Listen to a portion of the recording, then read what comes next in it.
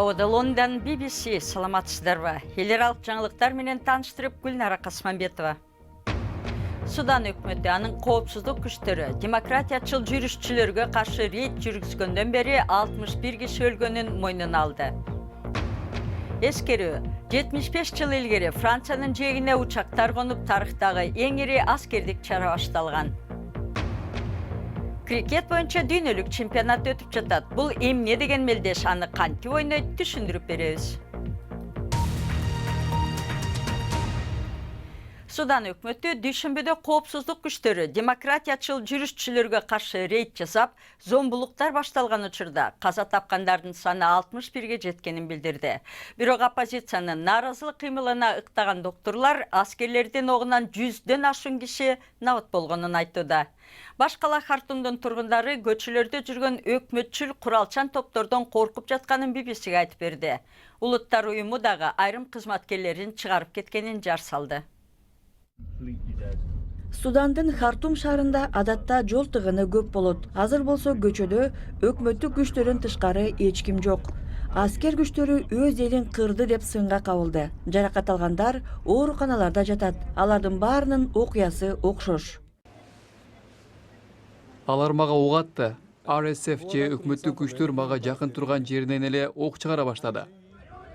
Зомбулук бул жерден токтогон жок. Дарыгерлер, мед кызматкерлер, жада калса бейтаптар дагы деле бутага алынууда деген имиштер жүрөт. Тургундар жумушка барбай үйлөрүндө жатат.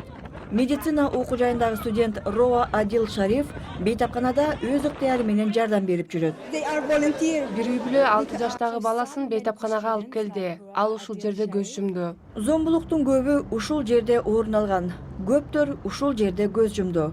Судандын дарыгерлер комитети армия каршылык акциясын күч менен таркаткан соң ондогон сөөктөр Нил дарыясына ташталганын айтты. Армиянын командири зомбулукка анын күчтөрү жооптуу эмес экендигин, бирок нааразылык акцияны мүмкүн болгон жолдор менен басаарын айтты. Биз башаламандыкка жол бербейбиз жана өз позициябыздан тайбайбыз. Артка багынууга болбойт. Биз өлкөбүздү сыйласак, анда баш мыйзамга баш ийишибиз керек. Айт намаздан кийин демонстрациялар кайра жанданды. Оппозиция топтору өлкөнүн учурдагы бийлигине каршылыгын көрсөтүп, сүйлөшүүдөн баш тартты. Алар каршылык акциясында каза болгондор үчүн акыйкаттыкты талап кылууда. Францияда экинчи дүйнөлүк согушта Батыш фронту ачылгандыгынын 75 жылдыгына карата эскерүүлөр өтүп жатат. Бул тарыхтагы эң ири аскердик чара болгон. Дал ушул убакыттан баштап Батыш Европаны нацисттик оккупациядан бошотуу башталган. Эскерүүлөргө ардагерлер жана дүйнөлүк лидерлер катышууда. Алардын арасында Француз президенти Макрон, Британ премьер-министри Тереза Мэй жана АКШ президенти Дональд Трамп дагы бар. Улуу ата мекендик согуш учурунда батыш өлкөлөрү тарабынан экинчи фронттун ачылышы кандай мааниге ээ болгон? Бул суроону тарых илимдеринин доктору профессор Зайниддин Курмановго узаттым. Анеси чоң болчу, анткени Советтик Союз ошо согушка кирерден баштап коалиция түзүлгөндөн кийин экинчи фронт жөнүндө сөз болуп аткан.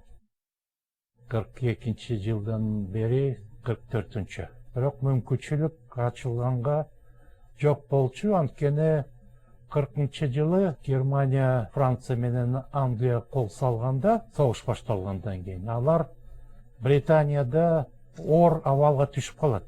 Ал жерде 400 миңге жакын англиялык жана франциялык солдаттар калып, Уинстон Черчилль премьер болгондон кийин аракеттенип граждандык коомчулукту мобилизация жасап, алардын шлюпка, лодкалар менен келтирип 300 миңге жакын британиялык солдаттарды Англияга алып кетет, алардын өмүрлөрүн сактап калат. Ошол операцияны жүргүзбөсө Черчилль баарды туткунга түшмөк же өлмөк. Батыш өлкөлөрү экинчи фронтту ачпаганда, экинчи дүйнөлүк согушта Советтер Союзу өзү жалгыз жеңе алат беле? Албетте Советтик Союзга экинчи фронт керек болуп аткан, анткени күчтөрү жетишпей баратканды. Эптеп Берлинге чейин барганбыз.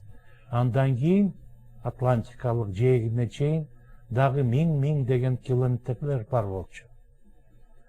немецтик армиялар башка континенттер бар болчу. Балким дагы согуш 2-3-4 жыл узалмак. Россия жетекчилигинин экинчи фронттун ачылышын ашыкча майрамда Советтер Союзунун жеңиштеги орчунду салымын азайттуу максатын көздөйт деп айткандары негиздүүбү? Бир 10 жыл мурда бардыгы Совет өкмөтү, Россиянын өкмөтү жакшы эле бааны берип аткан. Азыр ситуация өзгөчө болуп кетпеди. Мурунку идеологиялык пропагандисттик риторика кайтадан күч алып атат. Илим жагынан караганда, албетте, Англия 40-41 жылы Германия менен жалгыз мушташып аткан. Күчү азыраак болсо да Германиядан жеңилбей койгон. Анткени бардыгы мамлекеттер жеңилип калган. Франция bir айдын ичинде жеңилген болчу. Германияга мүмкүнчүлүк берген жок жеңгенге. Ошон үчүн Германия айла жоктон Советтик Союзга кол салган болчу. Ой мындай болду. Англияны басып алгандан кийин экинчи фронт болбосу үчүн Советтик Союзга кол салуу. Бирок кандай план ишке ашыра албай калды. Германия эки фронтко муктаж болуп калды күрөшкөнү. Сиз көрүп жаткан BBC күндүн башка кабарлары. Кытай президенти Россияга болгон 3 күндүк мамлекеттик сапарынын жүрүшүндө кытайлык Huawei Россияда 5G тармагын өркүндөтүү максатында Орус телекоммуникация компаниясы менен келишимге кол койду. Huawei'де улуттук коопсуздукка коркунуч келтирет деп Америка анын фирмалары менен иштешүүдөн баш тарткан. Япониянын саламаттык жана эмгек министри аялдар шиштакка кийүүсүн талап кылган мекемелерди жактап чыкты. Бул керек жана туура, деди Такуми Немото. Шиштакка кийүү талабын жоюу боюнча петицияга миңдеген адам кол койгон.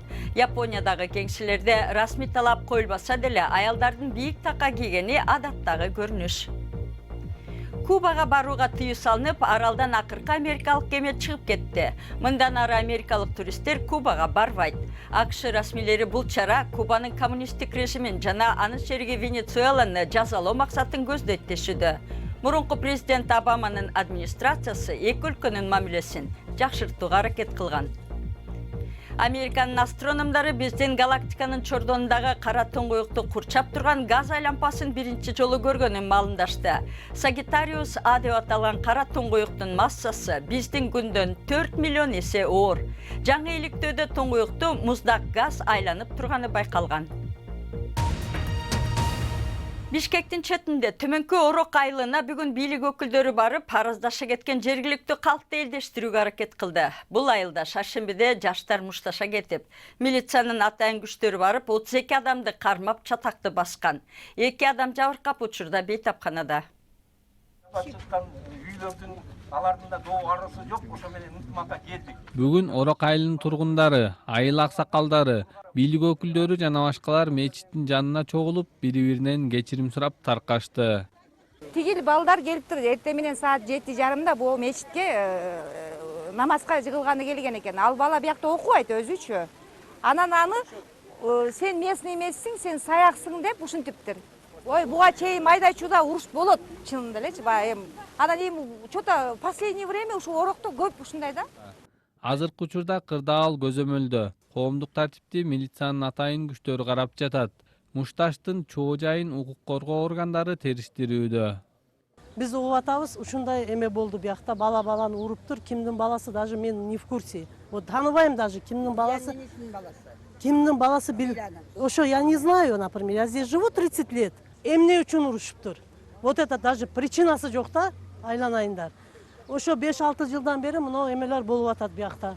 Жергиликтүү расмийлер бир тараптан экинчи тарапка эч кандай доо арыздар жок экендигин жана айыл тургундары сүйлөшүү жолу менен ынтымакка келгендигин айтууда. Мыйзам чегинде тергөө жүрөт. Тергөөнүн жыйынтыгы менен өзүнчө чечим кабыл алат. Ага бардык тарап ага макул болду, ал мыйзам чегинде болот.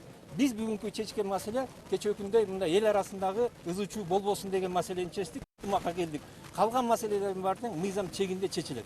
Айылдын элинин 3/1 этникалык түрктөр. Орок айылында негизинен кыргыз жана түрк улуттары көп жылдан бери аралаш жашайт.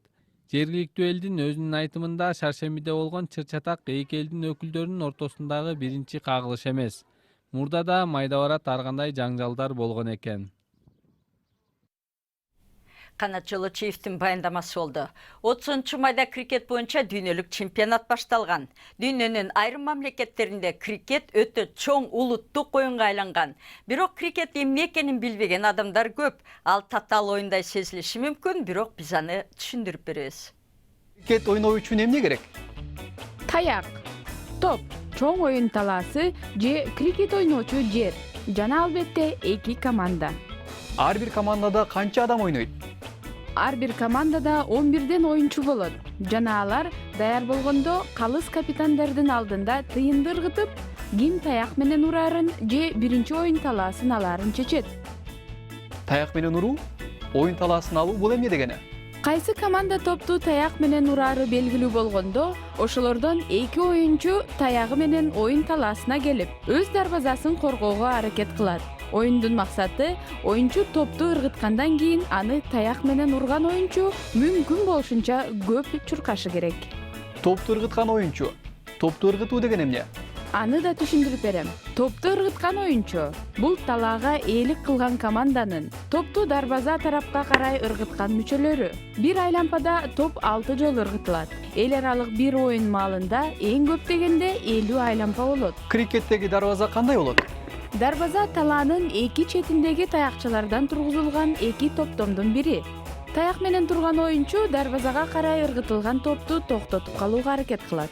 Эгер топ ага тийсе эмне болот? Анда таяк менен топту уруучу оюнчу оюндан чыгып калат жана анын ордуна командадан башка оюнчу кирет. Ошентип, командада таяк менен уруучу жуп оюнчу калбай калганга чейин оюн улантылат. Таяк менен уруучу оюнчу бир гана ошол жолу менен оюндан чыгып калабы? Жок, алардын оюндан чыгып калышына бир канча себеп бар. Эгер оюнчунун ыргыткан тобу тургузулган таякчыларга тийсе, анда топ менен ыргыды деп коюшат. Эгер талаа оюнчулары таяк менен урган оюнчунун тобун жерге түшкүчө кармап алышса, кармалды деп чыгат. Эгер топту кайра уруучу топту ургандан кийин талаанын кийинки башына чуркап бара албай калса, жана каршылаш тарап ал чуркап баргыча таяктарды кыска таякчыларды кулатса, анда жетпей калды деп чыгат. Эгер топту кайта уруучулардын баарысы оюндан чыгып калса эмне болот? Анда топту таяк менен талаа оюнчулары уруп, каршылаштарынын эсебинен ашып өтүүгө аракет кылышат. Топту кайра уруучунун оюндагы максаты мүмкүн болушунча көп чуркоо. Куттуктайм, сиз эми крикеттин негизги эрежелерин билип алдыңыз. Эми сиз дагы крикет ойноп көрсөңүз болот. Спортту улантабыз. Кече түнү Швейцария менен 3-1 эсебинде бүткөн оюнда Криштиано Роналдо хет-трик жасап Португалия улуттук лиганын финалына чыкты. Бүгүн түнү Англия Нидерландка каршы ойнойт. Адатта Англия бул командадан утулуп келген. Соңку 14 матчтын болгону экөөсүн уткан. Бирок соңку кезде Англия командасы жакшы формада. Катардагы оюнда бутуна травма алып, Неймар 2019 жылдын Копа Америка кубогуна катыша албай калды. Парис Сен-Жерменден чабуулчусу оюндун 17-мүнөтүндө талаадан чыгып кетүүгө мажбур болгон. Копа Американын алгачкы оюндары эмки жумада башталат. Жаңылыктар соңунда үй ээсине белек берүү аны урматтоого жатат. Россияга мамлекеттик иш сапары менен келген Кытайдын президенти Москванын зоопаркына деп Владимир Путинге 2 татынакай панданы белекке берди. Рюйе жана Динг-Динг деген пандалар биргелешкен илимий долбоордун алкагында 15 жылга орустарга карызга берилди. Президент Путин белекке ыраазы болуп, бул Кытайдын Россияга болгон өзгөчө ишениминен кабар берет деди. Пандалар 15 жыл бою куса болуп Кытайды сагынбай турса болду. Интернетибизге башпаңыз. Дарегибиз BBC Кыргыз Чекит.com сайтыбыздан жаңылыктарды окуп, радиобузду уксаңыз болот. Жаңылыктарды алып барган Гүлнара Касманбетова, жакшы туруңуздар.